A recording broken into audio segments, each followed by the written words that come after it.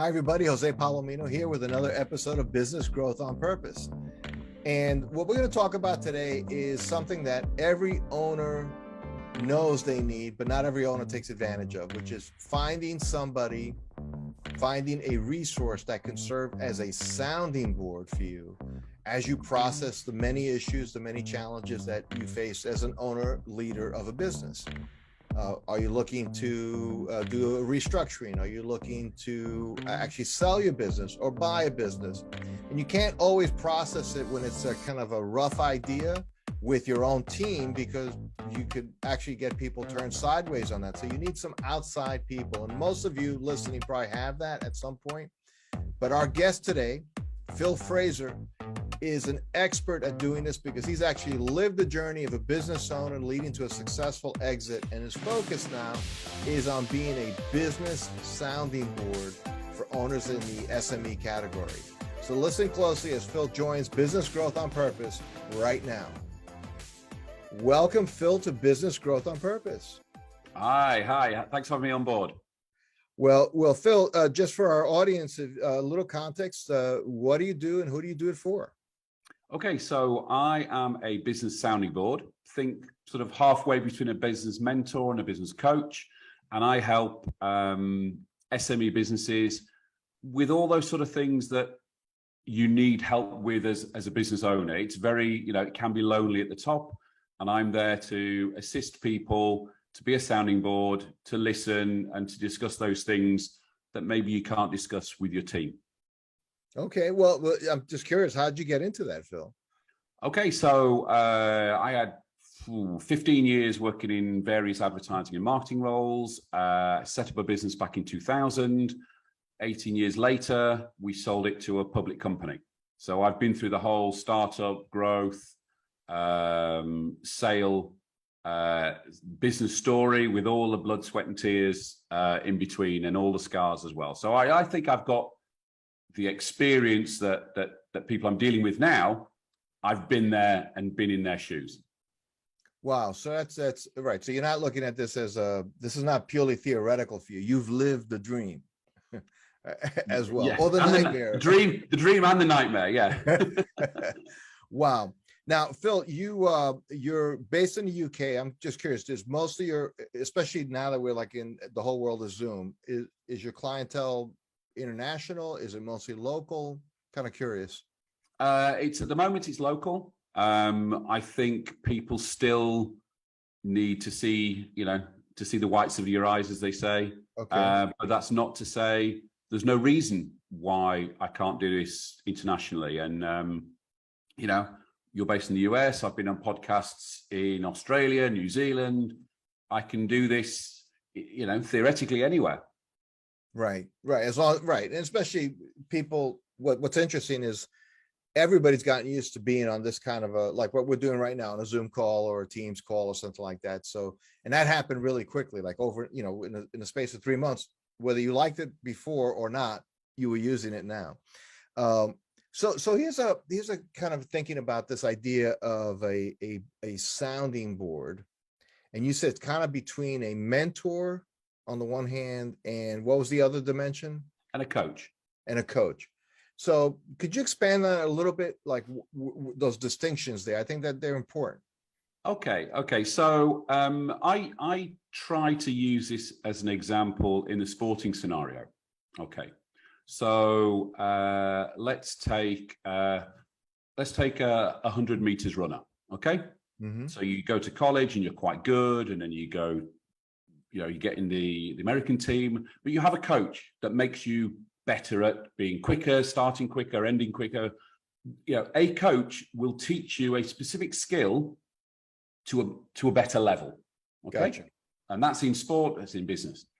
A mentor, I would describe as somebody who's been there and done it, but isn't necessarily the person who's teaching you how to do that skill better. So Carl Lewis, if we take an American sporting icon, sure, as a mentor, could be with you as a 100 meters runner and say, well, I experienced this and this is what happened with me. And when I had this problem, this is how I dealt with. But that's mentoring you. So that's a been there and done that mentor, whereas a coach specifically is going to improve a skill.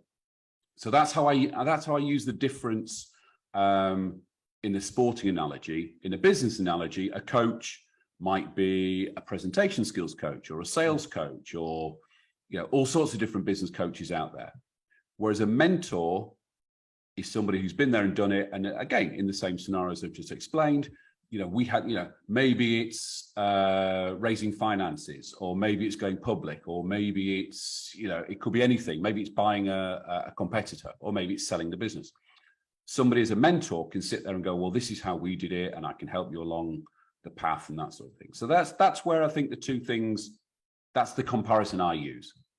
Right. And do you also see that the mentorship and maybe your sounding board is also delves a little bit into like the inner game, right? So to use your track runner analogy, one is the skill, like, okay, let's watch the videotape. You're not coming off the blocks fast enough. You're losing 1/100th of a second, but that could be, success or failure at the Olympic or world class level. But then I could see the Carl Lewis, to use that example, coming alongside and say, hey, you had a tough match, but here's how you have to shake it off, man, because when that happened to me, I won 7 gold medals the next time I competed, or something like that. Yeah. So is that inner game thing? And I guess my question is, as you start working with like owners of businesses, do they have a hard time opening up on what's going on inside? And I don't mean it from a psychoanalytical point of view that they need a therapist, but just how they feel about owning their business, about the stress of the last 2 years. I mean, all of that. I just wondered, does that come up much in your work? It's interesting.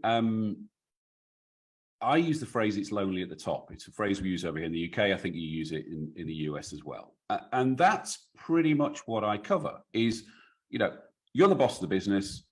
Hey, running your own business is great. You've got a freedom and flexibility. You can take it where you want. All those sort of really positive things. But at the same time, they're negatives as well, because you're the one who makes the call. Mm-hmm.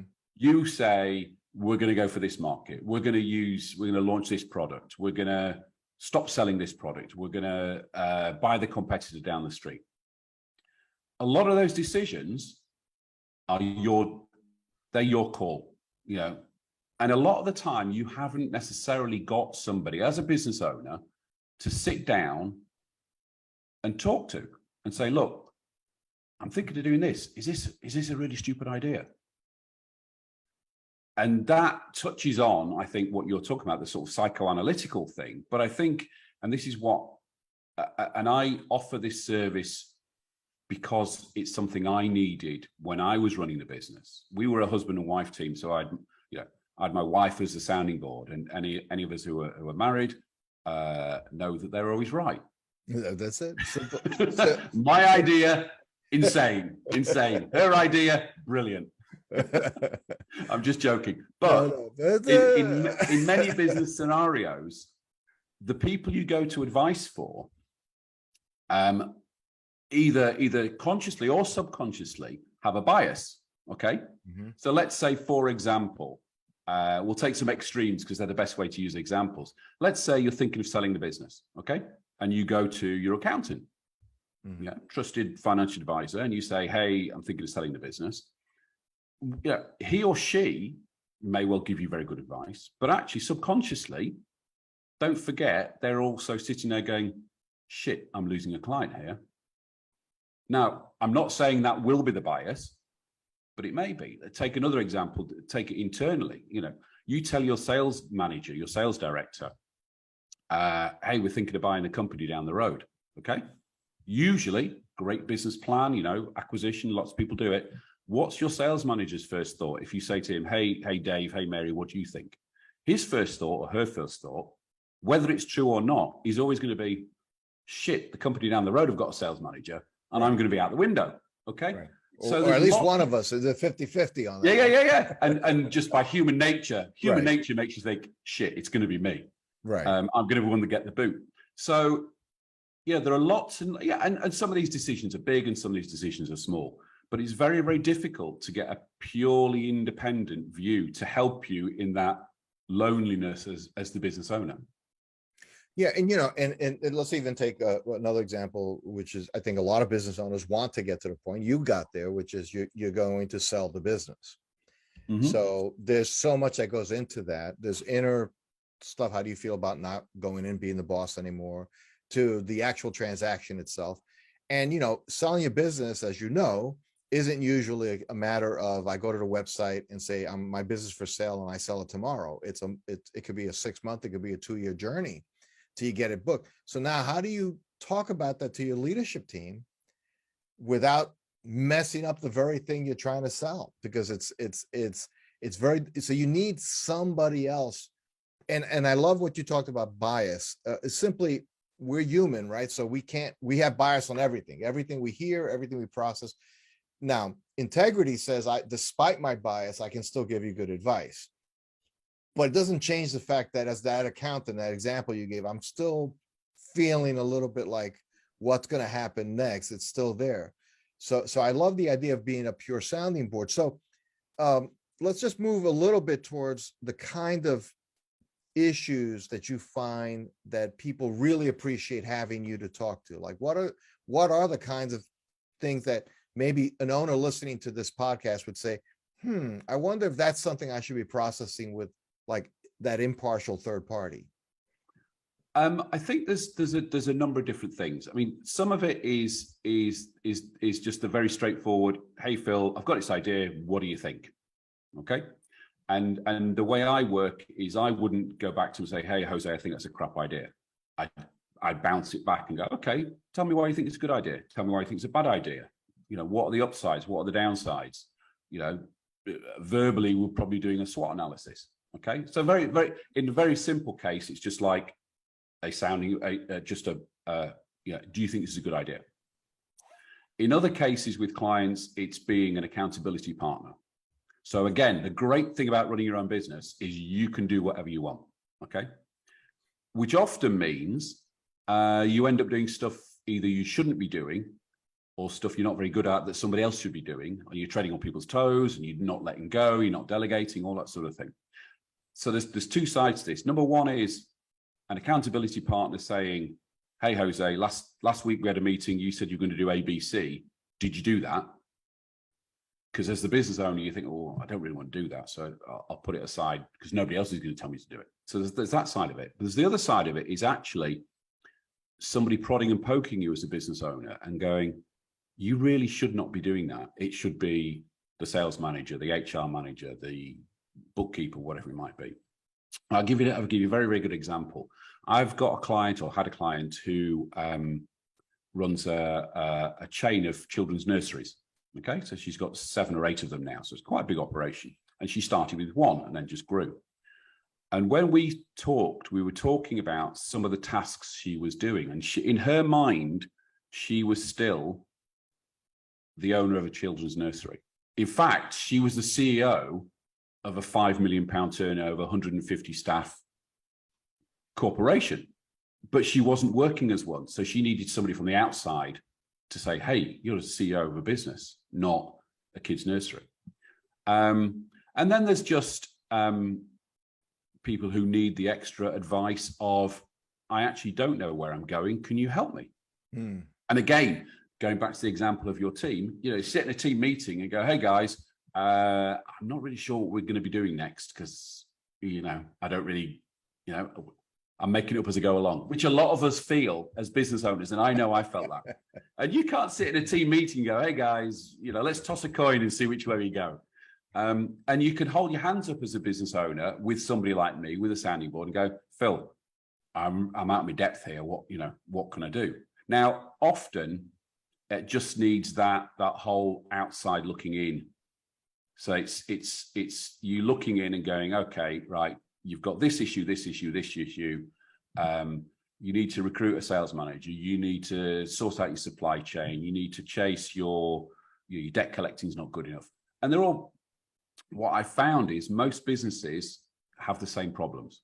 So it's a sales problem, a marketing problem, a supply chain problem, a staff issue. Pretty much the same sort of issues come up again and again and again. But having been there and done it, I can not necessarily give you the answer, but I can say, well, we had something similar happen to us, and this is how it played out, but you need to consider X, Y, and Z, and A, B, and C.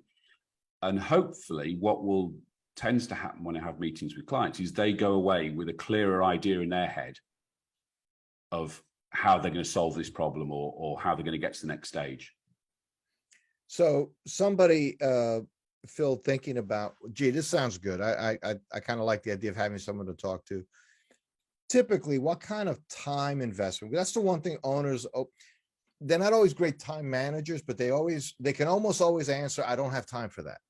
So, and there's some truth to that, but once you get into it, you realize, well, you don't use your time that well, which is why you don't have time for that. But realistically, is this something that you would meet with somebody once a month, once a week, completely ad hoc as needed? What works best, or is there no one what works best, and it's that varied? There's no one size fits all, but what I try to do with clients initially, the first sort of set of meetings would be a monthly face-to-face meeting and a fortnightly in between a phone call.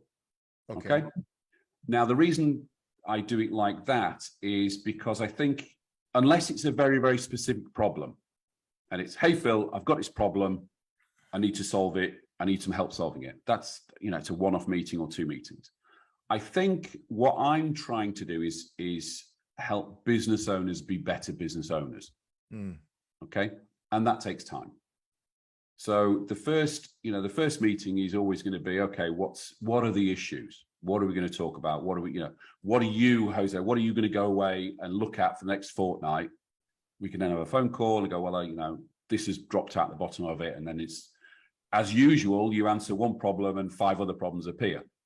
So I think a 3-month period is probably a minimum for my potential clients to see some value.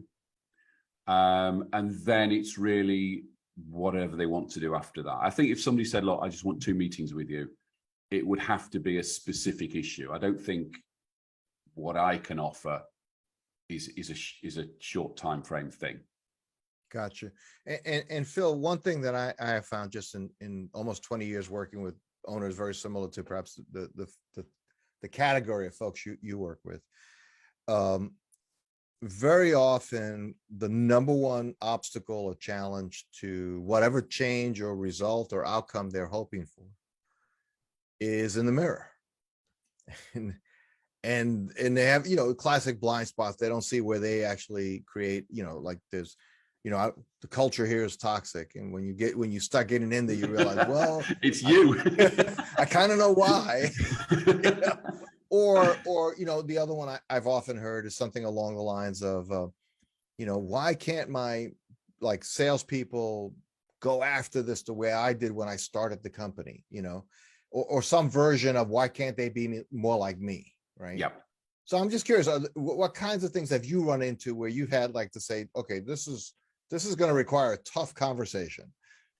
I think, let me go back to something you just said, actually. About I'm too busy. I'm too busy to do all these things. I actually wrote a blog post about this a month ago, about I'm too busy to grow my business. Okay. The main reason is lack of delegation. That's the main reason. It's here, give it me, I'll do it. And I think, and again, I used the example previously that I can talk to clients because I've been there and done it. I had a consultant came in to see us. And in fact, thinking about it, this is 2 separate consultants said the same thing at different time periods. And the second time was, Phil, get out of the way of the business. You are the block in the business. Partly, and the main reason for that was, as with many, many entrepreneurs and many, many business owners, I suffer from shiny new object syndrome. So every Monday morning, I'd come in and go, hey, guys, I've got this great new idea. I've been thinking about it over the weekend. We're going to do this. And then we do it for 2 weeks. And then I say, hey, guys, why is the main business? Why has that not been done? Well, you told me we were doing this shiny new object thing. Oh, no, forget that. That's passé. So I was told, get out of the way. And in fact, what this consultant recommended was that I set up a separate business for my shiny new objects to live in, so that I didn't get in the way of the main business. And yeah, you're right. It is not being able to see the problem, because not necessarily because you are the problem, and sometimes it is and sometimes it isn't. It's just, as you grow as a business, your role sometimes changes. And again, one of the things I talk regularly to business owners about is, and actually it's an open-ended question, it's an open question to all your listeners now who own businesses: have you got a roles and responsibilities document in the same way that one of your employees would have? Okay. Now that actually opens a couple of Pandora's boxes. Number one is, what actually should you be doing as the business owner? And then what actually should you not be doing as business owner? And then, are you doing stuff that's on other people's roles and responsibilities? And they're going, hey, that's, I'm supposed to be doing that. And then the business owner goes, well, I've always done that, so I'll carry on doing it. So, often it is the business owner getting in the way, and often it is you needing to tell the business owner that. And sometimes they're in the way for good reasons, because they want to be, and they want to be hands-on, and they still want to do that. But as your business grows, a startup with half a dozen staff, your role in that business is very different to 20 staff and 3 regional offices. It's a very, very different role. And sometimes business owners haven't recognized that and haven't changed. Well, it's interesting because you've kind of hit on something which I've seen as a dynamic, which is, and it's been said probably much better by other people, but the idea of what got you there isn't what's going to keep you there or take you to the next level. Absolutely. So that entrepreneurial gumption with somebody's going door to door and strapping together agreements it's just like the coffee table business, right? It starts on the coffee table, and that's where it started. And like you said, also now you got 30 people working for you, and you actually have like line of credit with the bank. It's a different business, and you may not be the best person to navigate that next level of its journey. You were a great starter, and a lot of purely entrepreneurial owners are very good starters, not good operators. So I totally agree. And we started our business on a kitchen table. Okay. Just the two of us, myself, my wife, no real business plan, no credit, nothing. The first $6 we earned was just off the scale, absolutely amazing. But when we sold, we had we ended up with a team of a dozen people. I had a second in command who pretty much ran the business. And that's very different to the, put the kids to bed, right? Get back on sending out invoices and doing some marketing and all that sort of thing. You're absolutely right. And people sometimes, as business owners, don't recognize that. Right. And they need, again, going back to the original point, they need somebody who can speak truth into them without any other agenda or any other fear. Because you could have a second in command that sees something and says, well, this is my job, so like I'm gonna have to just grin and bear it, right? And just to have that honest sounding board voice, I think is so valuable, as has been this time together here on Business Growth on Purpose. Really appreciate it, Phil. Question for our listeners' sake: if somebody hearing this wanted to know more about your work, maybe touch base with you and so on, where should they go to do so? Okay, the simplest thing to do is go to my website, which is philfraser.co.uk. Do not go to philfraser.com, because philfraser.com is a medieval costume company. So if you land on a website and it looks like Robin Hood and all that sort of stuff, you're in the wrong place. So it's philfraser.co.uk. And you can also find me on LinkedIn. I'm on there pretty much every day. Happy to have a chat with anybody. First discussion with all clients is totally free, no obligation, and we'll take it from there. Okay, well, Phil Fraser, thank you so much for stopping by, and really appreciate talking about mentoring, coaching, and being a business sounding board. Much appreciated. Thanks for having me on. Really enjoyed it. Thanks for listening to another episode of Business Growth on Purpose. If you like the show, hit subscribe and leave us a review to help other people find the podcast. And if you're ready to take the next step in driving intentional growth for your business, come check out what we're doing at valueprop.com. We've developed industry-leading programs and systems to help B2B owners take control of their growth. Until then, thanks for listening to another episode of Business Growth on Purpose.